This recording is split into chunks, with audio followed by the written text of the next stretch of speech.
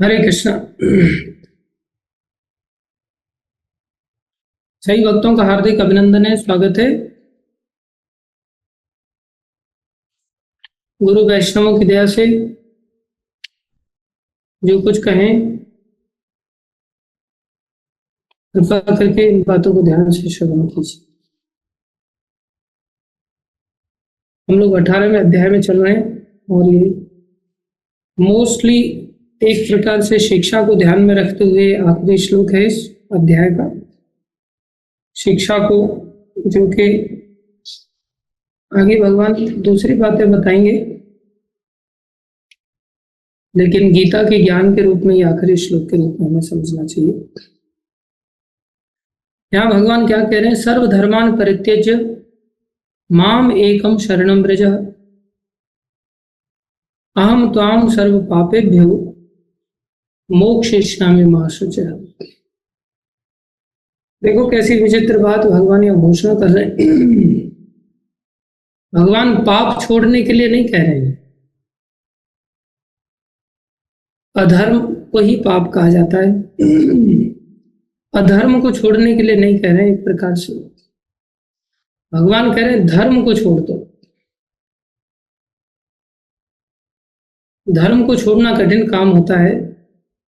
जैसे हम कल बता रहे थे कि 4 प्रकार के अनर्थ होते हैं। पिछली बार जब सैटरडे को हम बता रहे थे, ये अनर्थ ही हमारे जीवन में भगवान के बीच में बाधा बन करके खड़े हो जाते हैं, जिससे हम भगवत प्राप्ति नहीं कर पाते।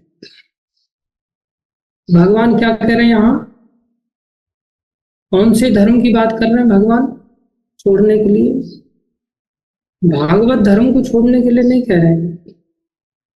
जो संसार के अन्य धर्म हैं जिससे हमारी शुद्धि होती है, जैसे वर्णाश्रम धर्म, जिसका कि पहले ही हम वर्णन कर चुके हैं, भगवान कई बार बता चुके हैं, जैसे स्वधर्म भी कहते हैं।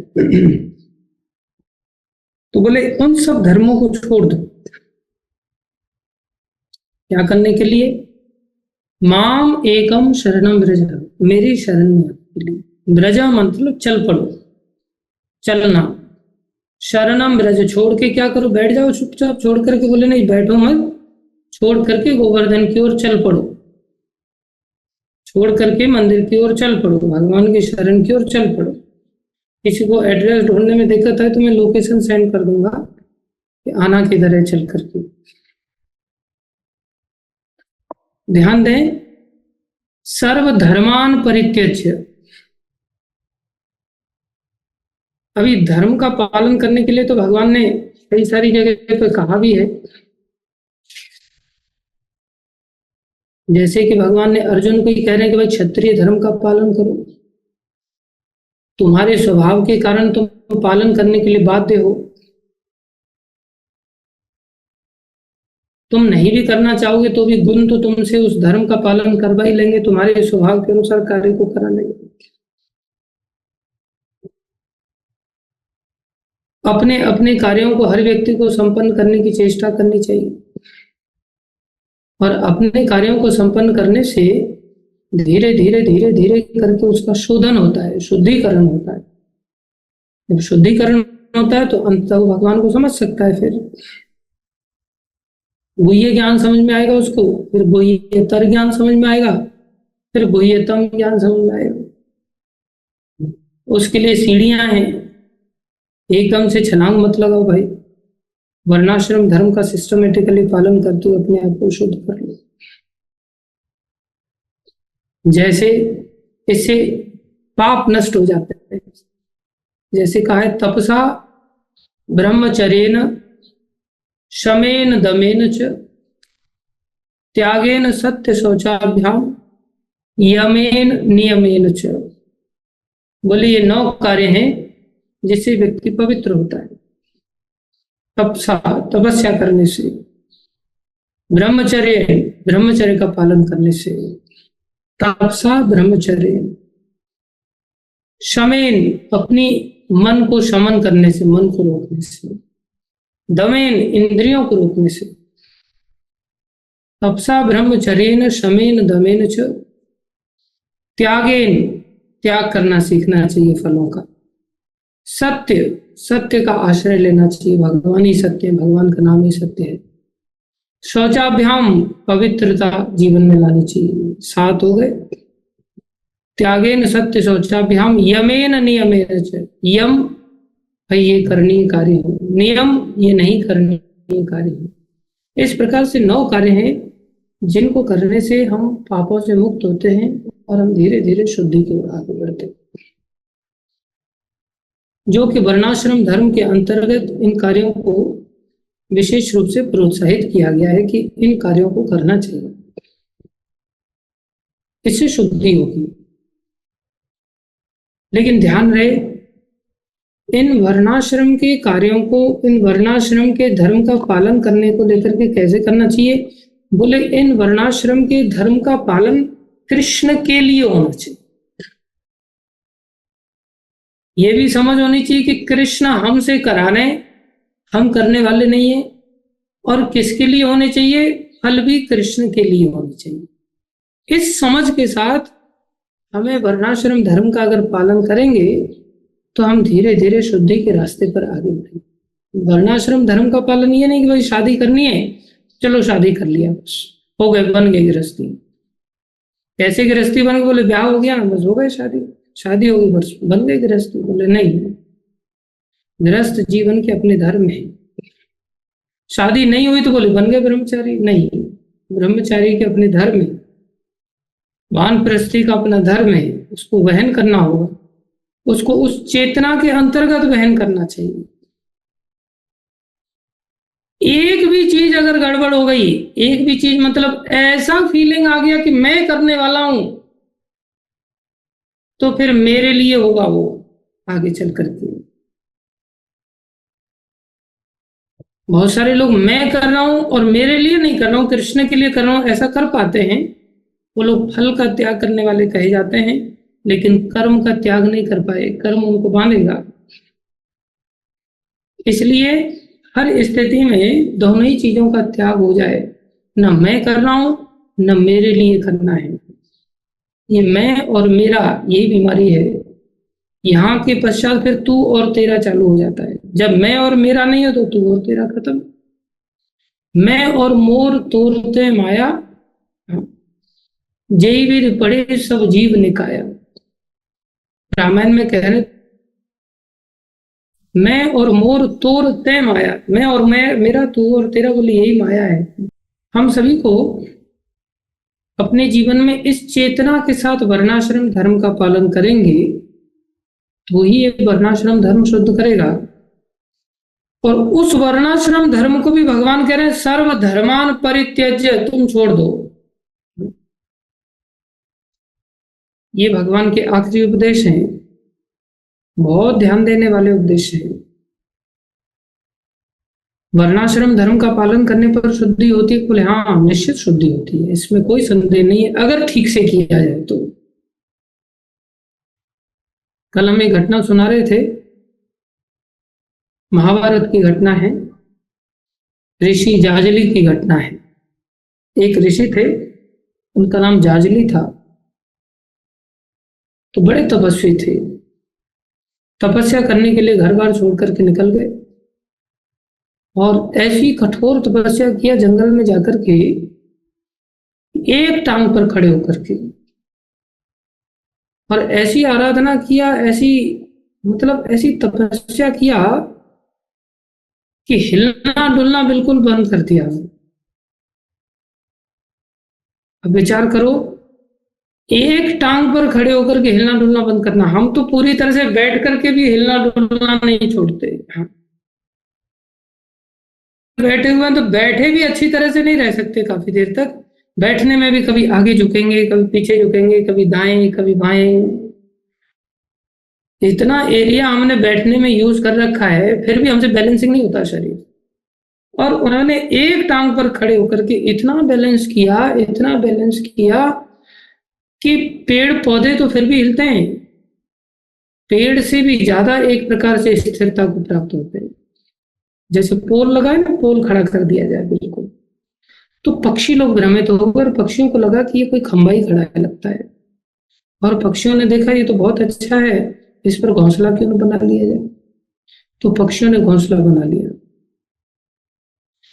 और घोंसला ही नहीं बनाया, पक्षियों ने उस पर अंडे भी दे दिए। देखो कितना सिक्योर जगह मिला उनको। हमारे सिर पर अगर कोई ऐसे अंडे दे दे, कैसा फील करेंगे? लेकिन उनको ये एहसास ही नहीं कि मेरे सिर पर किसी ने अंडे भी दे दिए। इतने अंदर समाधिस्थ हो गए, तपस्या के अंदर इतने लीन हो गए कि उनको कुछ पता ही नहीं चल रहा है। अंडे ही नहीं, एक दो दिन की बात नहीं, अंडे वो फूट करके उसमें से बच्चे भी निकल करके आ गए, और बच्चों को लाला करके उसके माता पिता ने दाना खाना भी चुगाना चालू कर दिया उनकी जटाओं के अंदर ही, घोंसले में। और इतना ही नहीं, वो बच्चे पाल पोस करके बड़े होकर के वो बच्चे उड़ भी गए उनकी खोपड़ी में से। ऐसी कठोर तपस्या किया। और जब ऐसी तपस्या किया तो तपस्या का परिणाम जरूर आता है। तपस्या का परिणाम क्या आया? तपस्या के कारण पूरी त्रिलोकी में उनको कहाँ क्या चल रहा है सब कुछ दिखाई देने लग गया, सारा ज्ञान हो गया। जैसे हम लोग हाँ बैठे बैठे देखते हैं कि हाँ भाई अमेरिका में T20 का वर्ल्ड कप चल रहा है और इंडिया पाकिस्तान का मैच है, देख यहाँ रहे हैं, चल वहां रहा है। टेक्नोलॉजी का सहारा लेकर के हमें सारा कुछ पता चल जाता है। क्या हुआ कल इंडिया पाकिस्तान वाले मैच का? किसी ने देखा था क्या?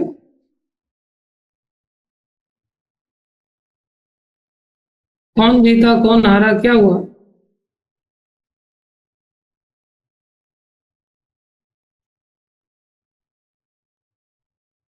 कोई तो बताओ। वैष्णव सेवा प्रभु कह रहे हैं पता नहीं प्रभु जी। जैसे बिल्कुल संसार की कोई खबर सुध रखते ही नहीं वो, पूरी तरह से उन्होंने संसार के जैसे त्याग कर दिया, बोले बिल्कुल पता ही नहीं प्रभु जी क्या हुआ। क्या हुआ बिंदु माता जी?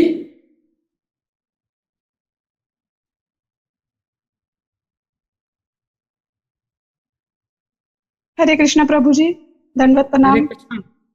प्रभु जी मैच देखा नहीं था, लेकिन जब सुबह उठी जप के लिए तो वो अपने आप ही सामने डिस्प्ले हो रहा था कि इंडिया जीत गया।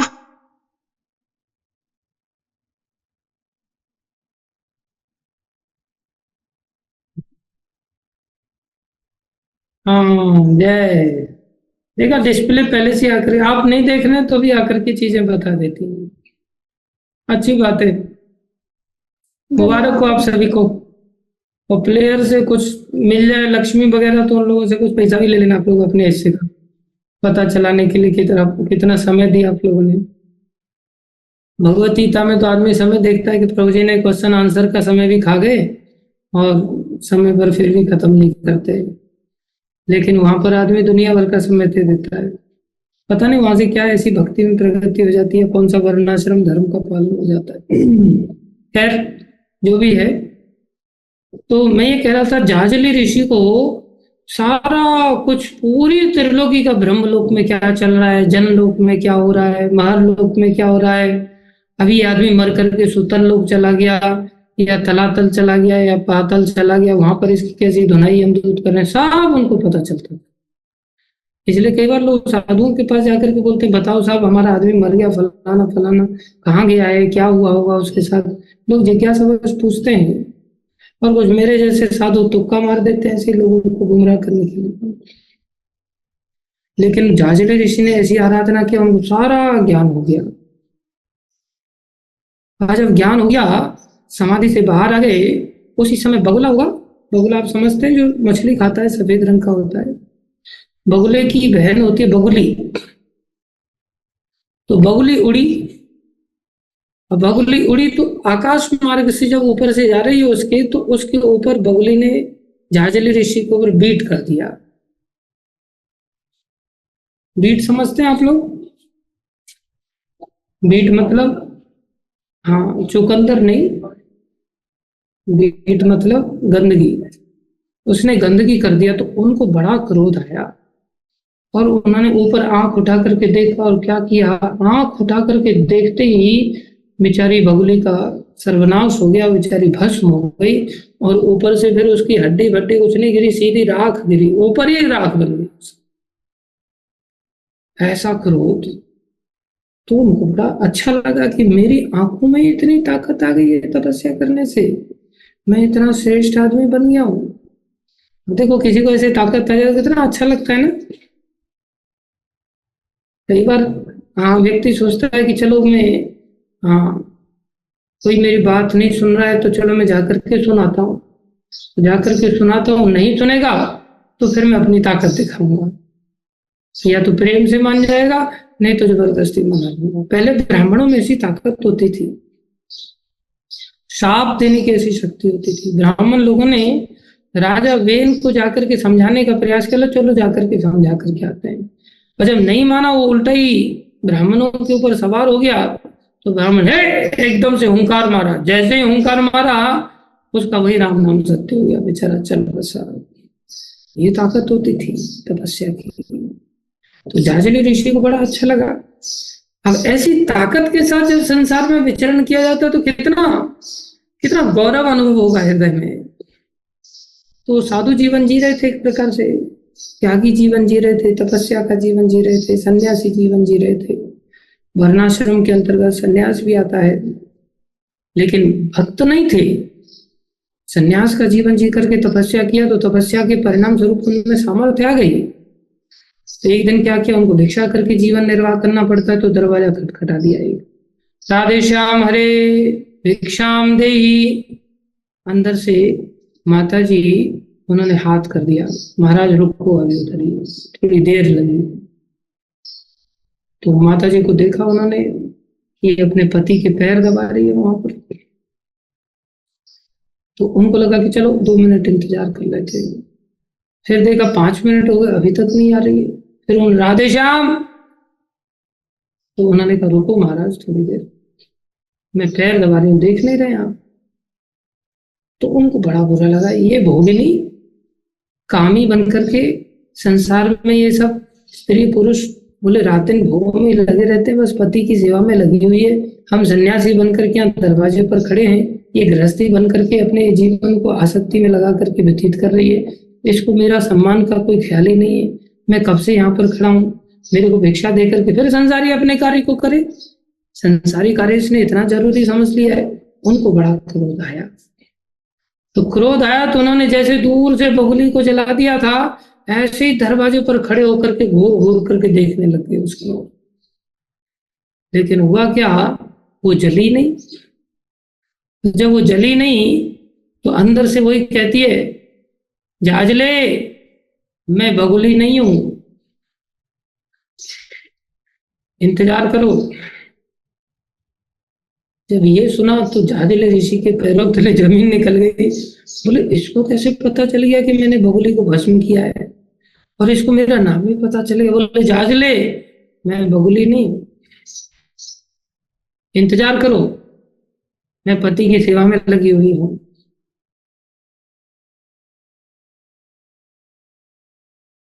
जाजल ऋषि का क्रोध तो ठंडा हो गया था, क्योंकि क्रोध से कुछ हो भी नहीं रहा था। तो क्या करता आदमी, जब अपना वश नहीं चलता तो आदमी अपने आप ही ठंडा हो जाता है। सामने वाले व्यक्ति के ऊपर आदमी चिल्लाता है, और जब देखता है सामने वाला ज्यादा ताकतवर है तो चिल्लाना बंद करके चुपचाप। मेरा समझाने का मैं प्रयास कर रहा था, मेरा आपको कुछ ऐसा क्रोध करने का वो नहीं था, ऐसा भाव नहीं था, वैसा भाव नहीं था। फिर इस तरह से वो चिकनी चुपड़ी जोड़ता।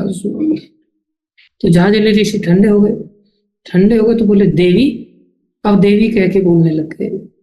अच्छा देवी ये बताओ, तुम्हें बगुली का ज्ञान कैसे हो गया, और मेरा क्रोध का, मेरा नाम का ज्ञान कैसे तुम्हें पता चल गया, बताओ कृपा करके। तो पत्नी बोली, जाजल ऋषि मेरे पास पति सेवा से अवकाश नहीं, छुट्टी नहीं मेरे पास। अभी पति देव सो गए, मैंने उनके पैर दबा करके उनको सुला दिया है, अब मुझे जाकर के पंखा जलना है, जिससे कि उनकी नींद में बाधा ना आए, लंबे समय तक सोते रहे। सती स्त्री थी, पतिव्रता स्त्री थी। अगर आपको ज्ञान चाहिए तो एक काम करो, आप चले जाओ तुलाधार वैश्य के पास, काशी में रहता है, वो तुम्हें जल्दी ज्ञान दे देगा, मेरे पास टाइम नहीं। अभी बड़े आश्चर्य में डूब गए। तुलाधार बनिया जो तोलने का काम करता है, जो दुकान चलाता है, बोले वो मेरे को ज्ञान देगा। बोले हाँ, उसके पास आप चले जाओ, वहां ज्ञान मिले। तो समुद्र किनारे भजन करते थे, वहां से सैकड़ों कोस चल करके काशी पहुंचे। जब काशी पहुंचे तो तुलाधार बनिया जी लोगों को सामान तोल तोल करके तराजू से दे रहे थे दुकान पर। कोई मिर्ची मांग रहा है तो मिर्ची दे रहे, हल्दी मांग रहा है हल्दी दे रहे हैं, चीनी मांग रहा है चीनी दे रहे, सब चिल्लाते रहते, सेठ जी चीनी दे दो 2 किलो, ले भैया चीनी ले। सेठ जी मैं कब से खड़ा हूं देख नहीं रहे हो मेरे को, दाल दे दो 1 किलो, ले भैया तू दाल दे। सेठ जी मेरे को चने दे दो, चने पकड़ा रहे, किसी को कुछ किसी को कुछ। इतनी देर में लाइन लगी थी, भीड़ भाड़ हो रखी थी, तो ये पीछे से पहुंचे, पूछते पूछते यही तुलाधार बनिया का मकान है? बोले हाँ यही दुकान है साहब। तो पीछे जैसे ही पहुंचे, इधर साइड में कोई व्यक्ति घी मांगने लग गया, सेठ जी 1 किलो घी दो ना। तो घी तोल रहा है बेचारे, अब घी तोल रहा है बनिया, इतनी देर में घी तोलते तोलते उनकी नजर पड़ी, तो दूर से ही चिल्लाए, अरे जहाजले ऋषि इधर आ जाओ, इधर आ जाओ, मैं जानता हूं आपको पतिव्रता स्त्री ने भेजा है, ज्ञान पाने के लिए आए हो, बहुत बढ़िया, आ जाओ ज्ञान मिलेगा आपको इधर ही। और मेरे को यह भी पता है कि आप बगुली के साथ क्या हुआ था आपका, बगुली को तो भस्म कर दिए ना आप। अब तो जहाजले ऋषि और आश्चर्य में डूब गए। ये सब तमोगुनी शरीर होते हैं, स्त्री शरीर पाप योनि है, वैश्य शरीर पाप योनि है, ये सब पाप योनि के अंतर्गत आते हैं। इसको इतना ज्ञान कैसे पता चल गया, इसको सारा रहस्य पता चल गया। जाकर के पूछा, बोले आप कृपा करके ज्ञान, बोले ज्ञान ऐसे नहीं मिलेगा, थोड़ा इंतजार करो, रुको थोड़ा, और अगर ज्यादा ही जल्दी है तो एक काम करो, व्याध के पास चले जाओ। धर्म व्याध, धर्म नाम का एक व्याध है, धर्म नाम का एक शिकारी है, एक कसाई है जो मांस तोलने का काम करता है, उसके पास चले जाओ, वो तुम्हें तुरंत ज्ञान दे देगा, यहाँ थोड़ा इंतजार करना पड़ेगा। अब तो और दिमाग है हो गया कि वो तो एक प्रकार से कसाई है, इतना गिरा हुआ आदमी, वो मेरे को ज्ञान देगा। फिर भी पहुंच गए आदेश पर। पहुंचे तो कसाई मांस तोल रहा था, मांस के लिए पशुओं की हत्या तो नहीं करता था, लेकिन पहले से ही मारे हुए पशुओं को ला करके उनका मांस बेचता था। मांस बेचते बेचते जैसे ही वहां भी लोग खड़े, मांस खरीदने वाले लोग भी खड़े रहते। एक बार हम महाराष्ट्र में जलगांव में थे, हमने दूर से देखा तो बहुत बड़ा ठेले पर ढेर लगा हुआ है, जैसे हाँ समझ लो कोई अगर लोग किशमिश बेचते हैं ना, या कई बार फल बेचते हैं तो ढेर लगा लेते हैं, ऐसे पीले पीले रंग का एक ढेर जैसा लगा हुआ था। तो जैसे कोई सेव बेच रहा हो, नमकीन सेव होते हैं, ऐसे सेव का ढेर लगा करके, तो बहुत सारे लोग, भीड़ भाड़ लगी थी वहां पर। तो हम देखे कि इतनी भीड़ लगी भाई, तो वहां पहुंचे जाकर के देखा तो बदबू आने लग गई नजदीक जाते ही। मैं सोचा किसी व्यक्ति को बोला कि बदबू क्यों आ रही है? बोले इस ठेले पर जो बेच रहे हैं ना, ये सूखी मछली बेची जा रही है, सूखी मछली को ढेर लगा करके बेचा जा रहा है।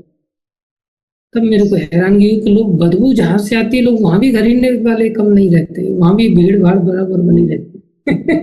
तमोगुनी लोग, गिरे हुए लोग ऐसे होते हैं कि उनको वही चीज अच्छी लगती है, जब वहां पास में जाने की हिम्मत नहीं हो रही है, इतना दुर्गंध आ रहा है, लेकिन फिर भी पब्लिक वहां भी खरीद करने के लिए पहुंची हुई है। तो मांस बेच रहे हैं धर्मदास जी, तो कसाई है धर्म व्याध, जैसे ही पास में, जहाजले ऋषि आइए आइए आइए, आपको तुलाधार ने भेजा है ना, और तुलाधार के पास आप पतिव्रता के कहने पर गए थे, और मेरे को पता है आपने बगुली के साथ क्या किया है। तब तो जहाजले ऋषि का और दिमाग घूम गया।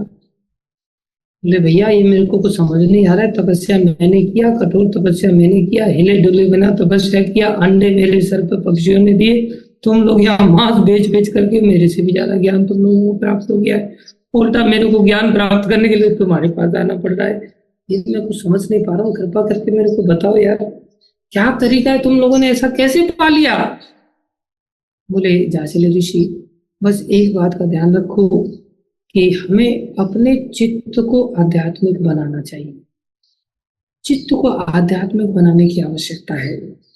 तीसरे अध्याय के 30वें श्लोक में भगवान ने इस बात को बताया है, संन्यस्य अध्यात्म चेतसा मयि सर्वाणि कर्माणि, तुम्हारे जो कुछ भी कर्म है, क्षत्रिय का कर्म है, वैश्य का कर्म है, शूद्र का कर्म है, ब्राह्मण का कर्म है, तुम जो कुछ भी कर रहे हो उन सबको संन्यस्य अर्थात उन सबको त्याग करते हुए मेरे लिए कैसे करो?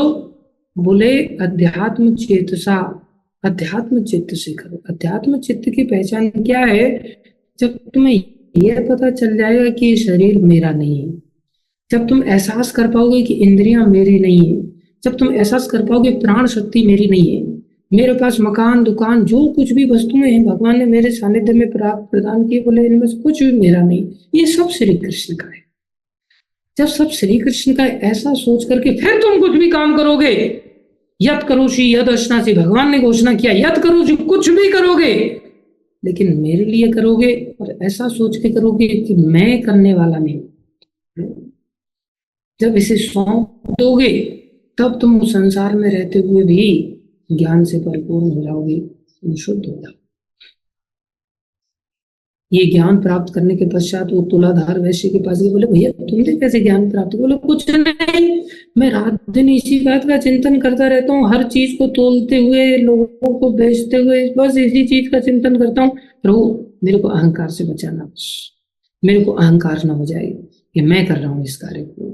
जब मैं कर रहा हूँ तो मेरापन जुड़ जाएगा, और मेरापन जुड़ जाएगा तो मैं फलों का भोक्ता बन जाऊंगा, और फिर मैं अपने लिए कुकिंग करना चालू कर दूंगा, मैं अपने लिए मकान बनाना चालू कर दूंगा, मैं अपने लिए ब्याह करना चालू कर दूंगा, मैं अपने लिए घूमना फिरना चालू कर दूंगा, मैं सब कुछ मेरे लिए करना चालू कर दूंगा। इसलिए प्रभु मेरे को अहंकार से बचाना। बोले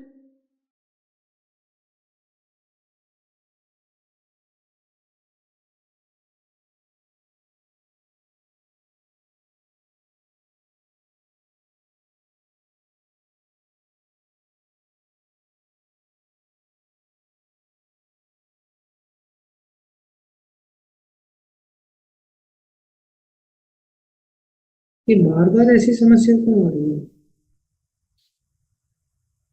बोले सिंपल है। हरे कृष्णा, अभी आवाज आ रही है सही भक्तों को? बोले सरल है, कोई बहुत ज्यादा कठिन नहीं है, बस अहंकार से बचा लो। अब ये कहना आसान है, ये तो बचपन से ही किसी व्यक्ति को शिक्षा दी जाती है, बचपन से ही गुरुकुल में जाने का सौभाग्य मिलता है, तब जाकर के वो अच्छा गृहस्थी बनता है, अच्छा ब्रह्मचारी बनता है, अच्छा वानप्रस्थी बनता है, अच्छा सन्यासी बनता है। कि सबसे बड़ी बीमारी तो अहंकार है भैया। इस अहंकार से बचा करके फिर चाहे तुम गृहस्थी हो, वानप्रस्थी हो, सन्यासी हो, ब्रह्मचारी हो, कोई चिंता की बात नहीं रहती। ये ज्ञान प्राप्त करने के पश्चात जाजली ऋषि को समझ आ गई, और जाजली ऋषि ने फिर अहंकार का त्याग करना चालू किया। सबसे बड़ी बीमारी तो अहंकार है। हमारे पास कुछ है और अहंकार से युक्त है तो मरे, और कुछ नहीं है फिर भी अहंकार को लेकर के रो रहे हैं तो भी मरना ही। कुछ कल्याण का कार्य हमारे जीवन से नहीं हो पाएगा।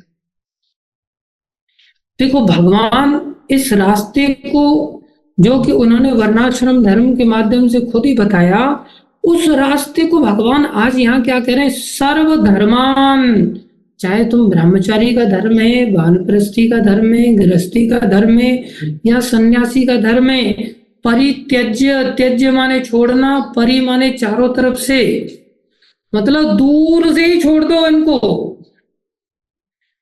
जैसे कोई कचरा पड़ा देखते हैं हम, उसमें जैसे मान लो कई बार बच्चे लोगों को माताएं डायपर पहनाती है और उसको निकाल करके बाहर फेंक देती हैं, तो दूसरा व्यक्ति उस डायपर को देखता है तो ऐसे उठा करके दूर से ही फेंक देता है। कई बार हमारे आश्रम में लोग आते हैं और आश्रम में लोग आकर के माता अपने बच्चों के डायपर डस्टबिन में डाल देते हैं, और फिर बंदर आकर के उस डस्टबिन को बिखेर देते चारों तरफ, और माताएं चले जाते हैं। माताएं घोर आलसी कई बार ऐसा व्यवहार करते हैं, तो अप्रोप्रिएट जगह पे फेंक के नहीं आते।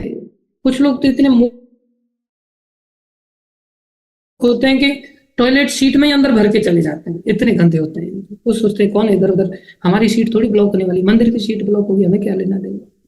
तो फिर भक्त लोग बेचारे हाथ डाल डाल करके निकालते हैं, तो कितना दूर से ऐसे पकड़ करके बड़ी मुश्किल से घृणा से, उनका बच्चा होता तो इतना घृणा नहीं करते, लेकिन ब्रह्मचारी लोगों के ऐसे बच्चे तो होते नहीं बेचारे, वो डायपर को फिर भी उठाना पड़ जाता है कई बार। तो उठा करके फिर भी साधु जीवन है, हिचकिचाते नहीं है कोई भी कार्य को करने के लिए, किसी भी कार्य से घृणा नहीं होती, किसी भी कार्य से आसक्ति नहीं होती, लेकिन फिर भी थोड़ी घृणा तो करनी पड़ जाती है, दूर से पकड़ करके छोड़ना पड़ता है। ऐसे ही बोले इन वर्णाश्रम धर्म को ऐसे दूर से पकड़ करके त्याग दो।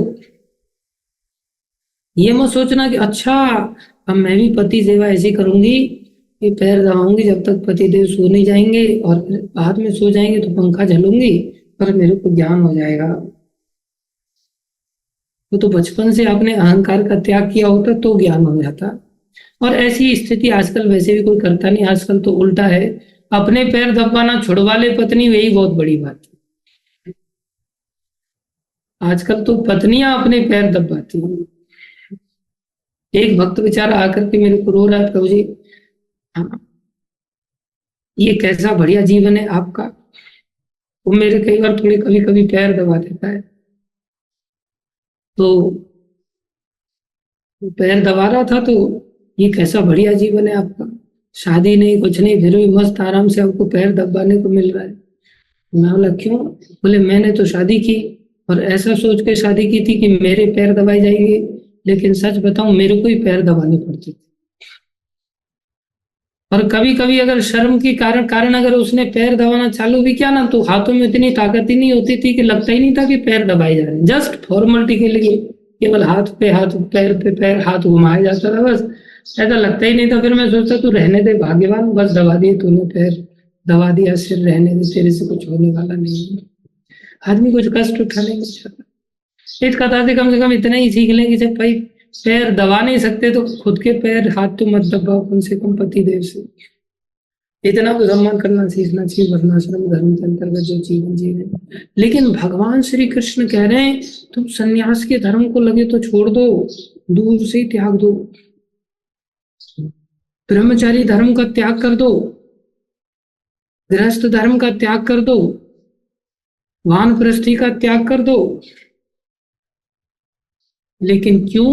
बोले माम एकम शरणम व्रज, चल पड़ो एकदम से शरण में, जैसे ध्रुव महाराज चल पड़े थे, जैसे प्रहलाद महाराज चल पड़े थे, ऐसे शरणागति की ओर चल पड़ो। लेकिन शरणागति में इधर उधर मत भटकना, माम एकम केवल मुझ श्री कृष्ण की शरणागति लेने के लिए निकल जाना।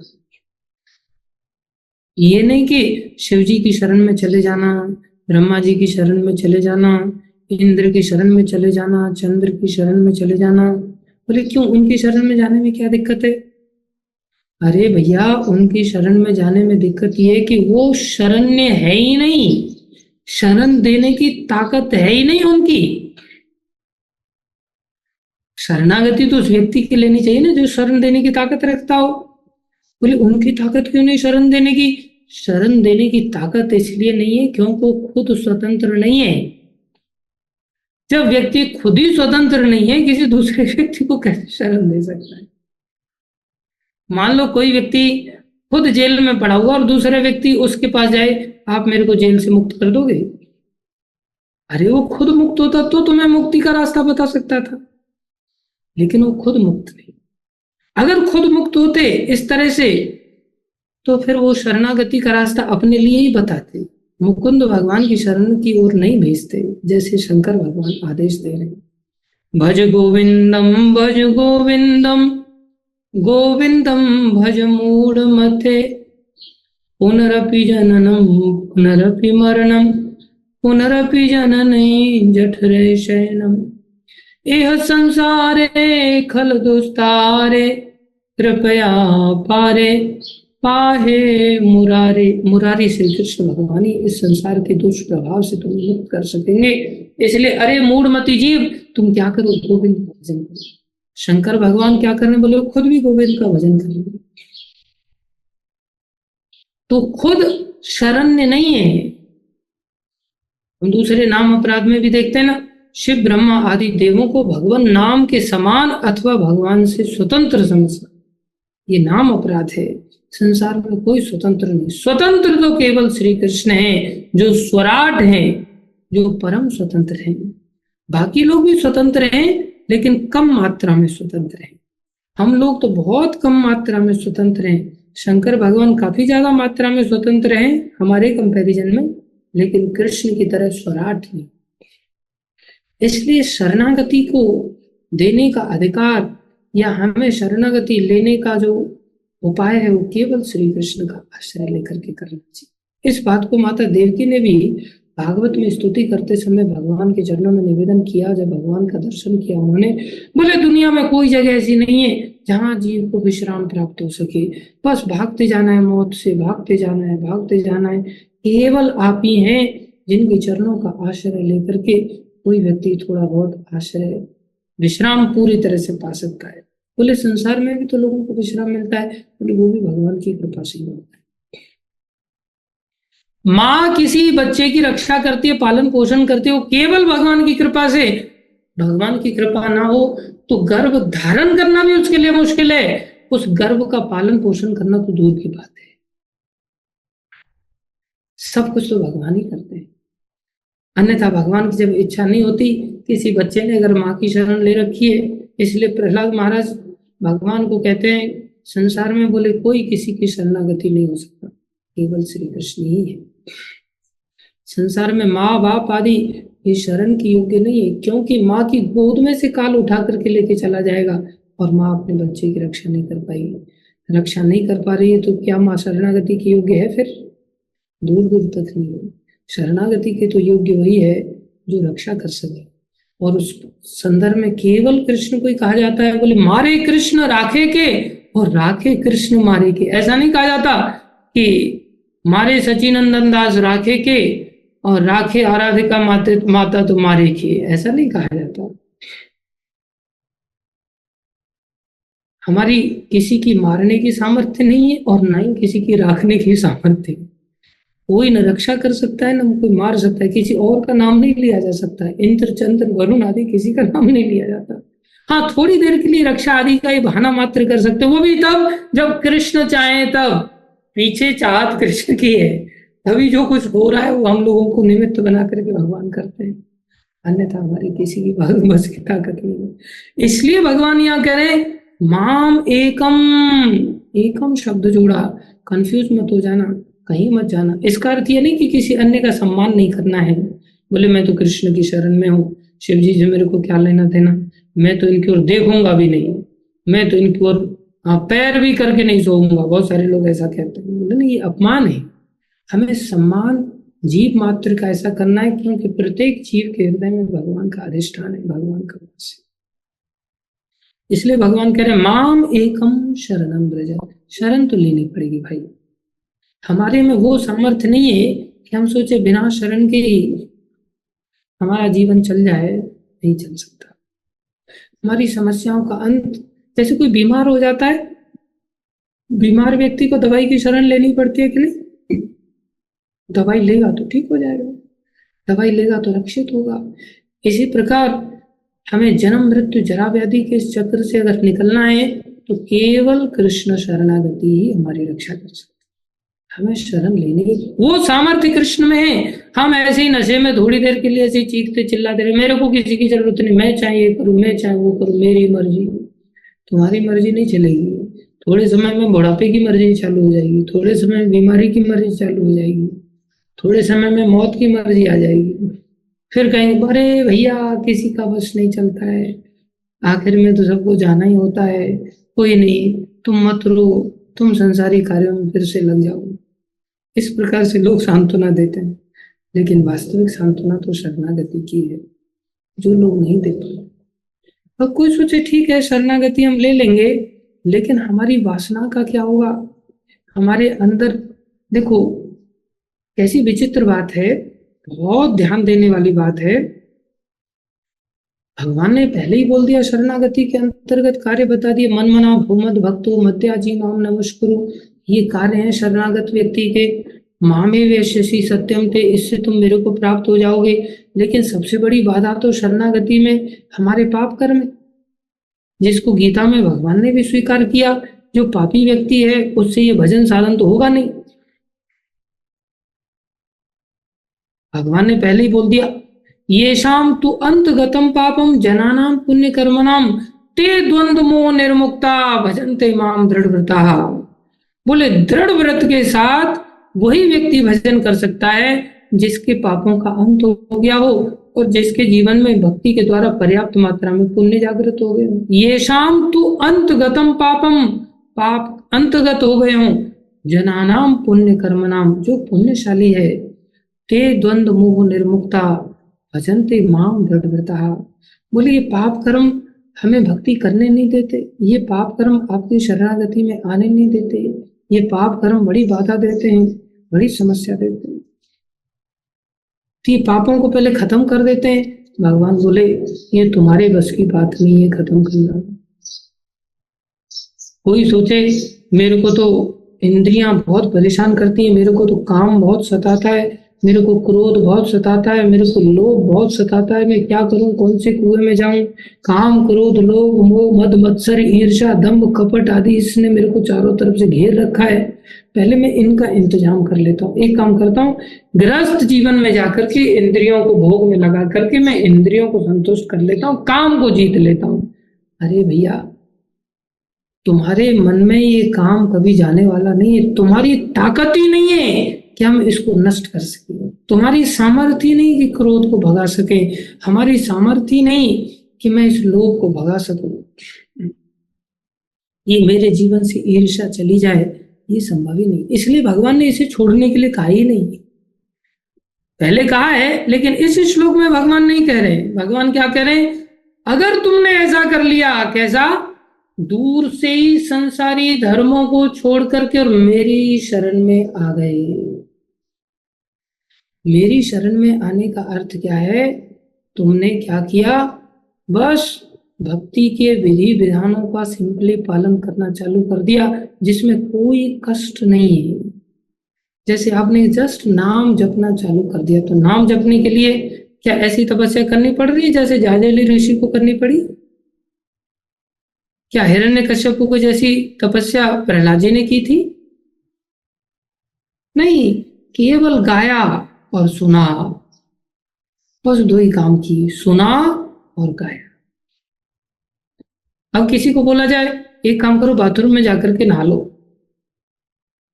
तो बाथरूम में जाकर के नहाना कोई बहुत भारी काम है क्या? कोई बहुत कष्ट वाला काम है? और बोले जप करने में तो उतना भी कष्ट नहीं है, वहां तो आपको फिर भी कपड़े उतार करके जाकर के कष्ट उठा करके पानी डालना पड़ेगा, गर्म पानी का, ठंडे पानी का, कुछ कष्ट होगा। इसमें तो कुछ नहीं करना, बस माला में थोड़ा सा हाथ घुसा देना, आपको बाथरूम में भी घुसना नहीं है। बाथरूम में तो पूरा शरीर घुसाना है, यहाँ तो आपको सिर्फ थोड़ा सा हाथ घुसा देना जी बीट बैग के अंदर, और बस हरे कृष्ण कृष्ण कृष्ण हरे हरे, हरे राम राम राम हरे हरे महामंत्र का जप चालू कर देना। बोले ऐसे कैसे, जाजिल ऋषि जैसी बात, और ये जप करने से क्या इतना बड़ा फल मिल जाएगा? बोले हाँ, यही भक्ति की महिमा है। भगवान कह रहे हैं भक्ति इतनी ताकतवर है, इतनी ताकतवर है, अहम त्वाम सर्व पापेभ्यो, ये पाप जिसके चलते तुम इतने अधीर हो रहे हो, दिमाग खराब हो रहा है, तुम टेंशन ले रहे हो, मैं तुम्हें सभी पापों से मुक्त कर दूंगा। ये भगवान की घोषणा है, इस पर हमें विश्वास करना चाहिए। हम अन्य क्रियाओं पर तो विश्वास कर लेते हैं, यज्ञ में विश्वास हो जाएगा, तपस्या में विश्वास हो जाएगा, दान में विश्वास हो जाएगा, भंडारे में विश्वास हो जाएगा, धनवती आदि परिक्रमा में विश्वास हो जाएगा, लेकिन कथा सुन करके हमारे पाप खत्म हो रहे हैं ये हमें पता ही नहीं। केवल कथा सुनने से पाप खत्म हो रहा है सेंस ही नहीं, केवल जप करने से हमारा ऐसा कुछ पता ही नहीं। इसलिए भगवान कह रहे हैं ये सब झंझट को बाहर करो, और जो शीघ्रता से तुम्हारी प्रगति इस प्रोसेस से होगी, इस भक्ति के प्रोसेस से होगी, शरणागति के प्रोसेस से, बोले ये तो सीधी फ्लाइट में बैठने वाला हिसाब किताब है, लगेगा नहीं आपको। जो लोग हवाई जहाज में बैठ चुके हैं उनको लगता नहीं कि हवाई जहाज कितनी तेजी से चल रहा है। ट्रेन के सामने आपको पता चलेगा कि ट्रेन कितनी तेजी से चल रही है, बाइक कितनी तेजी से चल रही है, अन्य चीजें कितनी तेजी से चल रही हैं, लेकिन हवाई जहाज में बैठने वाले व्यक्ति को लगता नहीं कि हम कितनी तेजी से उड़ रहे हैं। लेकिन डेस्टिनेशन पे अचानक से पहुंच जाते हैं, पता चलता अरे पहुंच गए, इतनी दूर आ गए। बोले हाँ इतनी दूर आ गए। लेकिन हवाई जहाज में एक चीज का ध्यान रखना है, खिड़की तोड़ के हाथ बाहर नहीं निकालना। हाथ बाहर निकाला तो आपका हाथ ही चला जाएगा, इतनी हवा लगेगी, फिर हवा खाने के लिए चले जाओगे, कब बाहर निकल जाओगे पता ही नहीं चलेगा। इसलिए अंतर्गत रहना है बिल्कुल, बस जो एयर होस्टेस जाकर के जो कमांड देती है, बस उस कमांड का ध्यान रखते हुए उस कमांड को फॉलो करना है। जब बोला है सीट बेल्ट लगाओ, सीट बेल्ट लगा लो।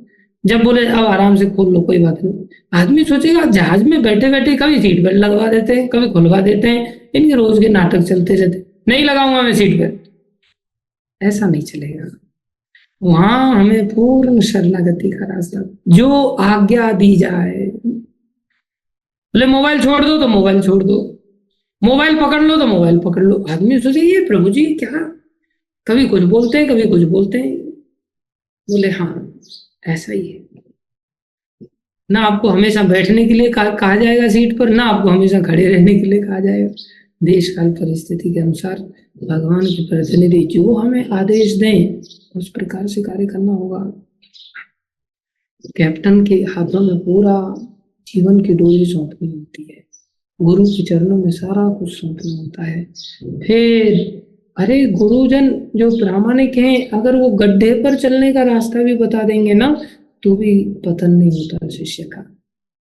ये सामर्थ्य है इस मार्ग की। इसलिए इस मार्ग से तो एकदम से आदमी तेजी से चला जाता है। बहुत सारे लोग कंफ्यूज रहते हैं कि स्वधर्म का पालन करें या भागवत धर्म का पालन करें, नित्य धर्म का पालन करें, या जाजली ऋषि वाला संन्यास धर्म का पालन करें, या बनिया धर्म का पालन करें, या गृहस्थ धर्म का पालन करें, या कसाई धर्म का पालन करें। जिसको जो धर्म मिल जाता है उस धर्म में लगे रहने में कोई दिक्कत नहीं है, लेकिन सबसे बड़ा धर्म है शरणागति का धर्म। इसमें अब जो आदेश दिया जाए, बोले इसके अंतर्गत आकर के अगर चलेंगे तो ये फ्लाइट वाला हिसाब किताब हो जाएगा। फिर भगवान कह रहे मोक्ष श्यामी, मोक्ष दूंगा मैं तुम्हें सभी पापों से। मां शुचा, शुचा माने सोच करना, सोच करना मतलब शोक करना, शोक करना मतलब टेंशन लेना। टेंशन किस बात को लेकर के होता है? यार मैंने इतने भयानक काम किए थे, इतने भयानक काम, कितने भयानक काम। बोले गुरु की पत्नी के साथ भी मैंने समागम किया, जैसे चंद्रदेव ने किया बृहस्पति की पत्नी के साथ, और उसी वंश में भगवान पैदा हो गए। देखो चंद्रवंश के, जिसकी शुरुआत ही कहां से हो रही है? गुरु पत्नी के साथ गमन करने से। कितना बड़ा भारी पाप है। अब आदमी सोच में पड़ जाए, इतने इतने मैंने भयानक पाप किए, इतने मुर्गे मरोड़े, इतने अंडे तोड़े हैं, और मैंने इतना झूठ बोला है, इतने मैंने गुल खिलाए हैं, क्या बताऊं मेरे पापों की गिनती नहीं है। और मेरे पापों का कैसे निस्तार होगा? जप करने से मात्र हो जाएगा, कीर्तन करने से मात्र हो, मैं इतने पापों से छूट सकता हूँ? बोले हाँ, इतने पापों से छूट सकते हो। इसलिए चुपचाप हाथ पे हाथ रख करके शोक करने मत बैठ जाओ। भगवान कह रहे हैं तुम्हें पापों से मुक्त करने को लेकर के, मोक्ष प्राप्त को लेकर के शोक नहीं करना चाहिए। कैसे ऐसा हो सकता है? इतने इतने भयानक पाप की, चारों नियमों को धड़ल्ले से तोड़ा है, शान से तोड़ा है, सीना चौड़ा करके तोड़ा है, और वर्तमान में भी टूट ही रहे एक प्रकार से। बोले ये सब छोटी बात है, बहुत छोटी बात है। इसलिए संसार में वर्णाश्रम धर्म के अंतर्गत जिन प्रायश्चित के बारे में वर्णन किया कि ऐसा कर्म हो गया तो तुम्हें ऐसा प्रायश्चित करना चाहिए, ऐसा कर्म हो जाए तो ऐसा प्रायश्चित करना चाहिए, ये प्रायश्चित को लेकर के तुम अपने आप को आसक्त मत कर लेना कि अब मैं ऐसे प्रायश्चित करूंगा तभी तो मुक्त हो पाऊंगा, और जब तक मुक्त नहीं होऊंगा फिर तब तक फिर मैं भगवान की कैसे भक्ति कर पाऊंगा। बोले नहीं, तुम मेरे ऊपर विश्वास करो कि मैं इन सब चीजों से तुम्हें मुक्त कर दूंगा, इतने प्रायश्चित करने की आवश्यकता नहीं है।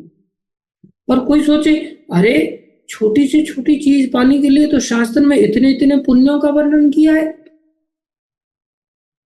अब इतने पुण्य मेरे हैं नहीं, मेरे से कुछ होता नहीं, और मेरे को भगवान मिल जाएंगे, सब चीजों को देने वाले स्रोत के रूप में वो भगवान ही मिल जाएंगे सीधे। ऐसा कैसे हो सकता है? 4 पैसे के लिए तो 9-10 घंटे काम करना पड़ता है, रोटी कमाने के लिए तो 9-10 घंटे काम करना पड़ता है, और मंदिर में खाली मैं आ जाऊंगा और फिर मेरे को कोई चीज की जरूरत पड़ेगी तो कहां से मिलेगा? फिर मन में संदेह रहता है। एक व्यक्ति बेचारा मॉल में काम कर रहा है, तो लगा हुआ है, रात दिन लगा हुआ है पागलों की तरह। मैंने पूछा भाई कितना काम करता? बोले 9 घंटे। आइसक्रीम बेच रहा है वहां पर, और आइसक्रीम धड़ाधड़ निकाल निकाल के भीड़ लगी रहती है। तो मैंने पूछा कितना काम करते, बोले 9 घंटे। तो एक भक्त को मेरे को ये घटना बताया कि कितना पैसा मिलता, बोले 12,000 रुपये। तो उस भक्त को दया आ गई, तुम एक काम करो, मैं तेरे को 12,000 रुपये दूंगा, तू मेरे पास आकर के काम कर। बोले क्या काम करना है? बोले आकर के बैठ के तो बस 9 घंटा जप कर ले, बस 12,000 रुपये तेरे महीने का मिलेगा, तो 9 घंटे बस आकर के शांति से जप कर ले, कुछ नहीं करना तेरे को, न खड़े रहना इतनी देर पागलों की तरह, न हाथ पैर चलाना, कुछ नहीं, बैठ कर के। मना कर दिया उसने, मैं नहीं आऊंगा मैं नहीं आऊंगा, क्योंकि उसमें समर्पण करना है, अपनी स्वतंत्रता रूपी इच्छा को थोड़ी देर के लिए देना है। किसमें देना है? जो हमें अच्छा नहीं लगता उसमें देना है, जब वो कठिन काम नहीं है अपने आप में। जब करना, कथा सुनना, अध्ययन करना, गीता भागवत पढ़ना, भगवान के दर्शन करना, ये कोई हल चलाने जैसे काम है क्या? अरे इसमें तो आपको पंखा भी नहीं झलना है, इतना भी कष्ट नहीं है, पंखे भी लगे हुए हैं आश्रम के अंदर, भरोसा करो। कुछ भी नहीं करना है आपको, ये भी नहीं खाते ही किचन में सीधा झोंक दिया जाएगा, बढ़िया कुक लगे हुए हैं, भक्त लोग हैं कुकिंग करने वाले, आपको बना बनाया खाना है, कुछ नहीं करना है, बस बैठ करके थोड़ा सा भजन करो, थोड़ा सा आज्ञा पालन करने की चेष्टा करो। इसलिए भगवान कह रहे हैं शोक मत करो, तुम पुण्यों को लेकर के कंपेयर मत करो भक्ति को कि ऐसा पुण्य से ये मिलता है, ऐसा पुण्य से ये मिलता है। पहले घोषणा कर दिया क्या?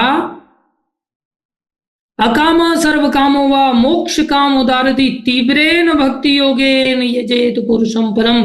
बस भक्ति करो, चाहे तुम घोर कामी हो या तुम्हारे अंदर कोई कामना नहीं है, या तुम मोक्ष क्यों नहीं चाहते हो, तुम्हारी सब इच्छाएं पूरी होंगी जो इसी इच्छा के साथ तुम भक्ति कर लो। बस भक्ति में लग जाओ, बस शरणागति ले लो, बाकी सब धर्मों को लेकर के पजल मत हो जाना, दूर से ही डायपर की तरह एकदम से फेंक देना और शरणागति ले लेना।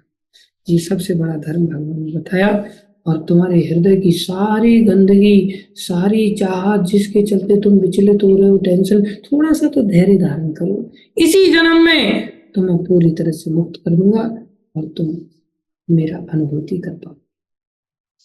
धन्यवाद सभी भक्तों का धैर्य पूर्वक श्रवण करने के लिए।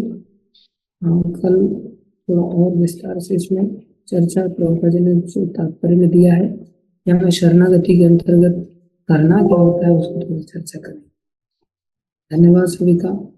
भगवान की वाणी भगवत गीता की जय, श्रील प्रभुपाद की जय, गुरु महाराज की जय, भगवान की वाणी भगवत गीता की जय। जुलाई में होगी।